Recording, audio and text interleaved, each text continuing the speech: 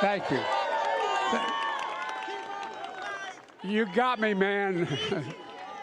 I'm not going anywhere. President Biden at the White House yesterday, vowing to stay in the 2024 race. The Economist is now calling for Biden to step aside. The cover story features the presidential seal displayed on a walker. It's titled "No Way to Run a Country." Washington Congresswoman Marie Gluesenkamp-Perez becoming the latest Democrat to speak out against a Biden candidacy. Perez calling last week's debate painful to watch, saying she thinks Biden is going to lose to Trump. Let's bring in Georgia Congressman Buddy Carter. He's a member of the House Budget, Energy and Commerce Committees. Congressman, good morning to you. And I want to add one more thing to our discussion. This just crossed on FoxNews.com about 25 minutes ago. And this is the title of the story. Longtime Biden friends say president did not remember their names in a social setting, a new report. One White House reception guest told New York Magazine Biden may not really be the acting president. And they're citing pieces in a brand new article from New York Magazine. Your reaction here? First of all, remember, Cheryl, I'm a pharmacist, and specifically I practiced in geriatrics. I was a consultant pharmacist at nursing homes. So whenever the Wall Street Journal article came out about his mental fitness, I sent a letter to the White House requesting that he take a cognitive test, and in fact, demanding that he take a cognitive test. And the reason for that is because if you look at his actions, if you look at the fact that he's falling down, that he's forgetting names, that he's shaking imaginary hands, all of those things are signs that his cognitive abilities, his mental acuteness has diminished. And we cannot have that as president of the United States. Look, Joe Biden has had a great career. He has served America well.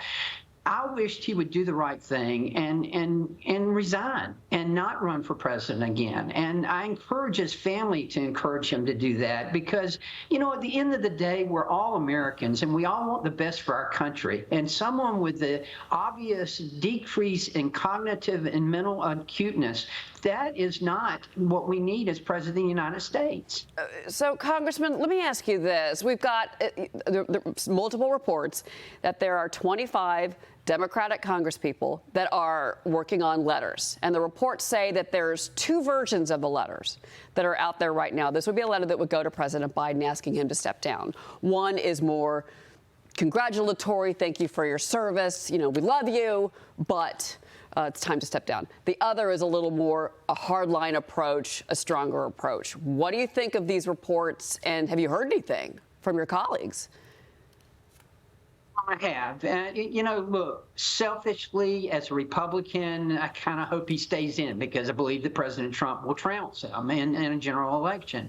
But for the good of the country, we need him to step down. He needs to step down. And I think you're going to see more and more Democrats call for him to step down.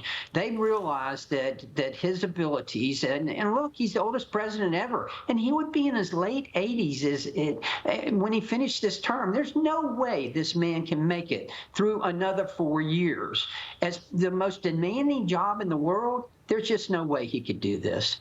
I do want to lean on you and what you mentioned a couple of moments ago about your prior experience before Congress. And can you help us understand that stiff physicality that we're seeing from President Biden? I know other doctors have, you know, tried to explain it, but what are you seeing there?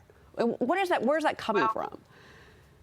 Well, it's the aging process. I mean, it's natural that people would show those kind of signs and those kind of symptoms, if you will. And this is what we see all the time in the nursing home setting. It's what we see with geriatrics, and it's perfectly normal. And it's part of the aging process. Let's face it, this is the most demanding job in the world. And it's got to be someone who can physically and mentally handle this job. And this president, as we saw last week, and as we've seen numerous times before, he's just not up to it. He's had a great career. We thank him for his service to our country, but it's time to go. Do the right thing. The polls are showing this, Congressman. There's this New York Times Siena College poll. Former President Trump is now widening his lead on Biden after the debate. Trump is now up 8 points on Biden among registered voters. A CNN poll finding voters trust Trump to handle the economy over Biden. 51% favor Trump, just 32% to Biden. But still, the president is touting this pressure campaign to get grocery stores to lower prices. He says he's going to partner with 31 attorneys general to take on price gouging, claiming he successfully lobbied Target, Walmart, Aldi to all lower prices. So the president's messaging on policy is, I'm still fighting for you.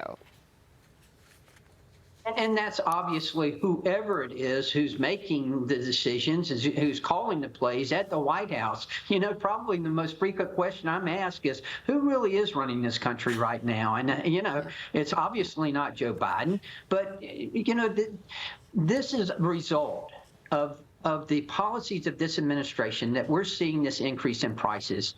Yesterday, we celebrated our national independence, and food prices, average barbecue was up 30% of what it was when President Trump was in office, and it's due to the policies, particularly the war on fossil fuels that this administration declared when they first took office. We have a solution to that, and that's H.R. 1, and that's what lowering energy costs will lower grocery prices, because then you'll have lower fertilizer prices, you'll have lower transportation costs. All of that will lead to lower grocery prices. Okay. Well, before you go, you just teamed up with Paris Hilton to support the bipartisan Stop Institutional Child Abuse Act. She said she was a victim of sexual abuse as a teenager after she was placed into a congregate care facility. Tell us what this is about. First of all, I applaud Paris, and I believe her. She is sincere. She is a courageous survivor. And look, at best, these institutions, they offer therapy and programs that are going to help these teens in a very difficult time.